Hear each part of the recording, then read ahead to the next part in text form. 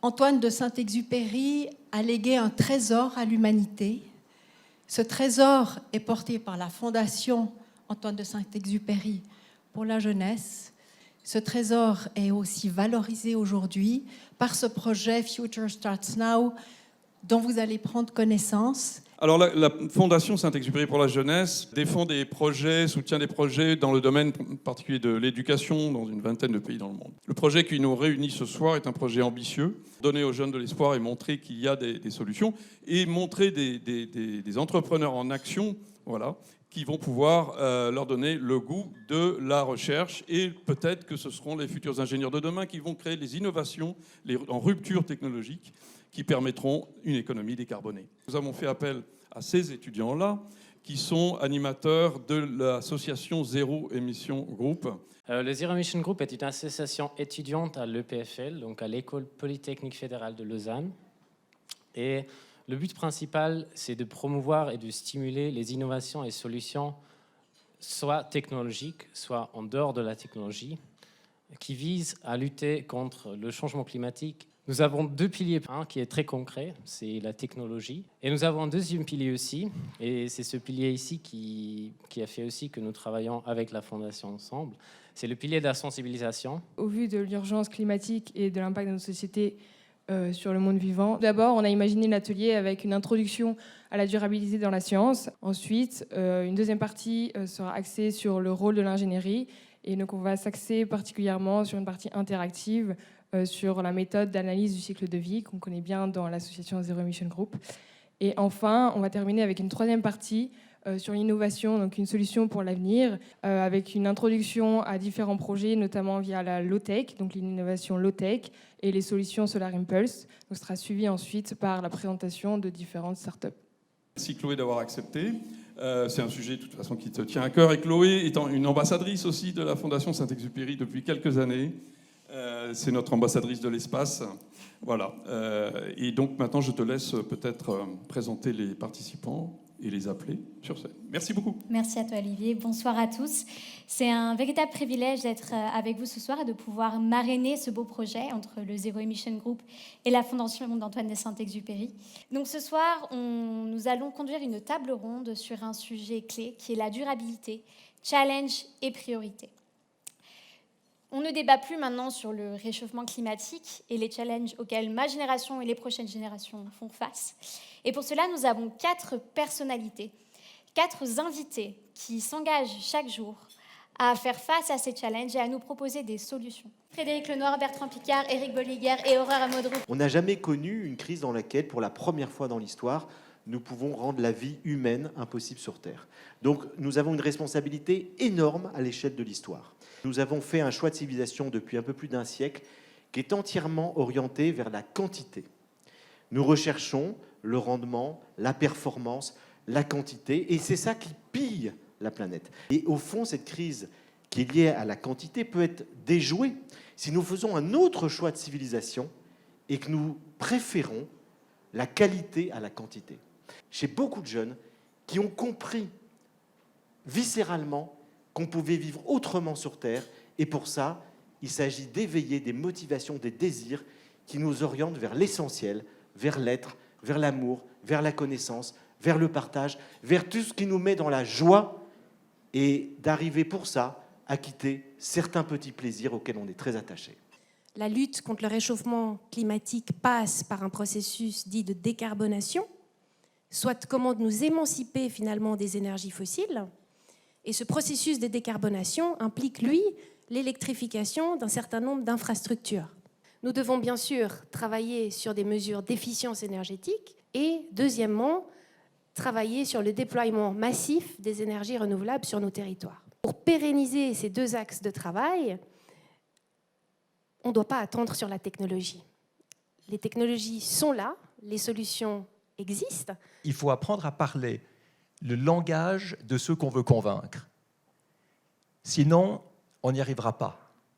Sinon, on sera applaudi, mais rien ne changera. Je pense que si on dit aux décideurs de ce monde qu'il est beaucoup plus rentable économiquement de protéger l'environnement que de le détruire, qu'on crée infiniment plus d'emplois dans les nouvelles technologies que dans les vieilles sources d'énergie polluantes et condamnées, eh ben, on aura beaucoup plus de succès.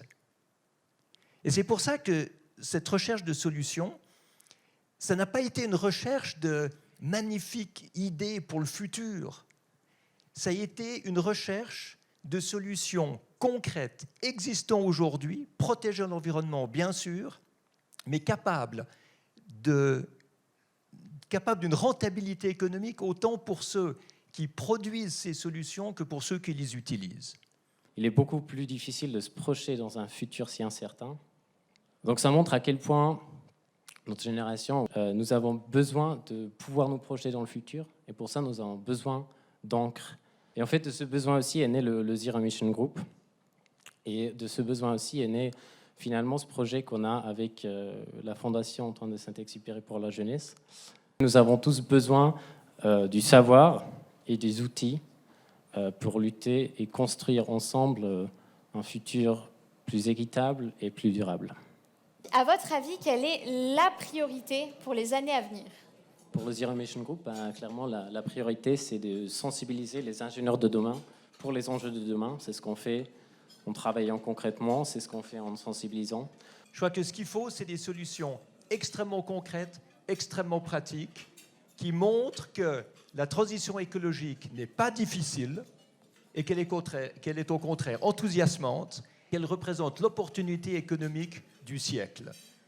Je compléterai ce que mes collègues ont dit en insistant sur le fait qu'on a besoin de ces bras et on a besoin donc de rendre ces métiers qui sont très manuels sexy aujourd'hui. Ça tombe bien que ce soit le but de la Fondation Antoine de Saint-Exupéry et du Zero Emission Group dans leurs ateliers. Est-ce que la technologie peut vraiment nous sauver ? La technologie, elle peut détruire le monde ou sauver le monde suivant comment on l'utilise. C'est donc la qualité de l'être humain qui va décider si cette technologie va nous sauver ou va nous détruire. Donc c'est vrai que la technologie va nous aider. Et c'est vrai qu'aujourd'hui, grâce à la technologie, on pourrait déjà économiser 3/4 de l'énergie qu'on produit aujourd'hui parce que les 3/4 sont perdus à cause de l'inefficience de nos infrastructures démodées et archaïques. On pourrait économiser la moitié de la nourriture qui est produite et qui malheureusement est perdue. Et puis on pourrait utiliser les déchets pour entrer dans une économie circulaire. Tout ça, ça existe aujourd'hui.